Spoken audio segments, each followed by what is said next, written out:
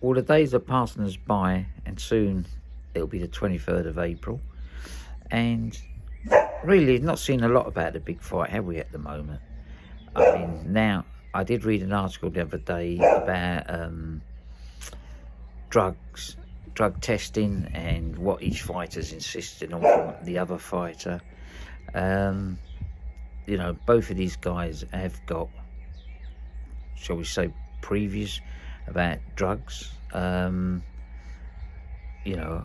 know for a fact that Dillian Whyte failed a drug test when under promotional contracts. To me, there's also sort of a bit of a, shall we say, a cloud over Tyson Fury, but I'm sure they know how serious this fight is. They know they're going to be tested.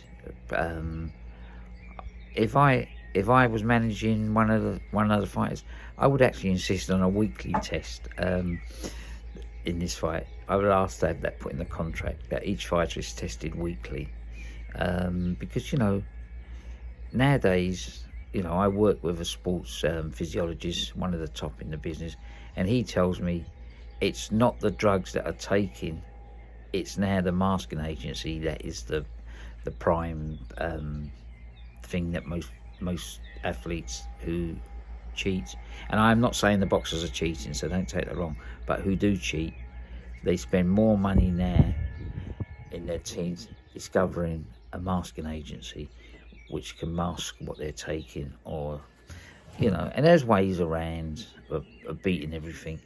But back to the fight, this fight is all about preparation and who prepares the best. I haven't seen where Tyson's training, but I don't see the point of going to America to train for this fight, because the fight's in Britain. It's on UK time. Dillian's here in Portugal training, where he always has set up his training camp, so that's perfect, because here there's good runs, there's good facilities, but it's about getting sparring partners in. It's about the right sparring partners. I did see a fight on Sky not long ago, and there was a heavyweight there called Steve Richardson, I believe, and he's 6'8", 6'9". I can't remember what the height he was, but they were saying he was one of the sparring partners they were considering for the white camp were considering. Well, I'm afraid if that's the sort of sparring partners they're using, then they've got no chance, because he was beaten by a doorman. And you can say the height was there, and they say that he has been to Tyson Fury's camp to spar, but you might as well just hit a big punch bag, because the one thing Lennox Lewis never cheated on was sparring. And I've heard rumours that English heavyweights don't like to spend their money on sparring, or investing in their camps. The Lewis team, we invested a hell of a lot of money into our training camps, and we had sparring partners that came in, and if they failed, we had them moved out straight away, and we brought in more sparring partners. And that may work this time for Dillian, because he has Harold Knight in his camp, who was the assistant coach to Emmanuel Stewart, to John Davenport, and he knows the importance of good sparring. And I'm sure if he gets his way, they will bring in good sparring. Both fighters are earning good money. Your camp expenses in your camp can come off your taxes anyway, so you might as well use it to prepare better than pay the tax man. That's how we looked at it with Lennox Lewis. It's preparing for a fight. Winning a fight is all about preparation, being in the right place where you're comfortable to train, having the right team around you to train, having the right sparring partners. That is the most essential thing. And it's not relying just on getting your body 100% super fit, strength training. Emmanuel Stewart always insisted that we done more sparring and more bag work than the other side of boxing. And that really worked, because, that's what you need. You need that. And if Dillian gets good sparring in, he will benefit from it. The two fights Lennox Lewis lost, the first Oliver McCall fight and the first Hasim Rahman fight, were both because preparation was bad. Corners were cut in training camp. Something I've never really gone into. The first McCall fight was an absolute chaos. It was one of the worst training camps we ever had. I actually went there. I tried to change things, but Lennox wouldn't let me change them because he said he could deal with them. He actually was a bit flippant about the opponent. He said, it's just Oliver McCall. Well, just Oliver McCall, who I know Frank Warren and Don King put under lock and key and spent a fortune on preparing him. They had a 24-hour bodyguard with him, so he didn't go out clubbing it, so he didn't get out, because we know how wild McCall was. And maybe that's what the Lewis team was thinking at the time, which was Pepe Carrera. The least said, the better. But I know if it was Emmanuel Stewart was in training the McCall for that fight, so I know how well they prepared. But then when McCall fought Bruno, he was never kept under lock and key. There are rumours that he was seen out in town before the Bruno fight, so that's the truth.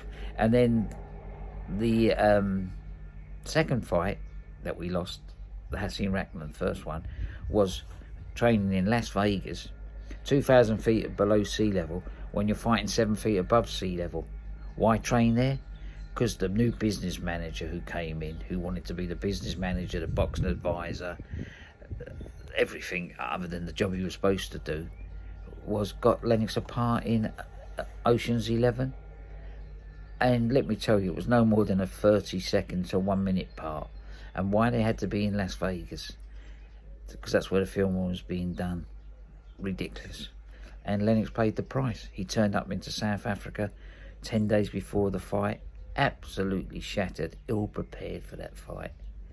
So whatever you believe, preparation is the most important thing for a fight. I always said this: 80% of the fight was won in the gym before the preparation. Well, you could say 100%, because if you're physically and mentally prepared and you're a happy fighter leaving camp, that will carry into the ring. Then the rest is up to your ability in the ring and delivering everything you've learnt in the gym and all that hard work. So it's all about preparation. So and as we get nearer the fight, we'll talk more about other things. I'm not sitting on the fence on this fight, and we won't know how much preparation is done in the White camp, because I'm not sure if he's going to let press in or not. But we'll talk about life in camp and the next edition. But the one thing is, if they cut corners on sparring, they might as well give up now. I don't know much about the Tyson Fury camp, but I know what I've seen so far in these fights. He's always been well prepared, and it is interesting. We'll talk about the two trainers as well, because we got both trainers are Emmanuel Stewart proteges, so that's going to be very interesting as well. Anyway, counting the days down to April the 23rd. I am looking forward to this fight, and I'll be buying it on pay-per-view. We haven't seen the price yet, but I think it'll be a little bit dearer than normal price because of what the promoters paid for it.